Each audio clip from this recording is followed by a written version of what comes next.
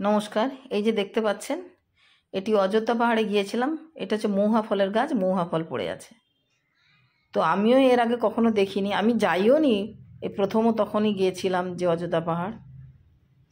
তো এটা হচ্ছে টেবিল মাউন্টেন। তো না গেলে বোঝা যায় না যে সত্যিকারের জায়গাটা এত ভালো হতে পারে বলে কোনো আইডিয়াই ছিল না।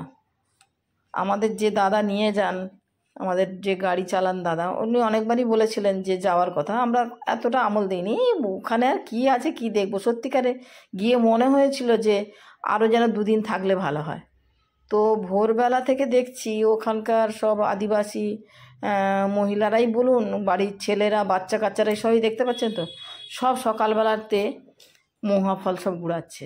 কী করবে সেটা আমি জানি না, কিন্তু এইটার উপরে ওদের অনেকটাখানি জীবন নির্বাহ হয়, চলে। সেই জন্য ওরা সব গুড়িয়ে গুড়িয়ে নিয়ে যাচ্ছে, বড় বড় আরও বালতি টালতি সব এতে করেই গুড়াচ্ছে। তো আমিও দেখে একটা পলিথিন নিয়ে গাড়ি থেকে নিয়ে গুড়াতে লাগলাম। আমি খাওয়ার সাহস হয়নি, ভালো লাগলো, দেখিনি কখনো, বাড়ি নিয়ে আসবো, আমার বন্ধুবান্ধবদের দেখাবো বলেই গুড়িয়ে নিয়ে এলাম। তো এটা একদম দুর্দান্ত ব্যাপার ছিল, খুব খুব ভালো লেগেছিল।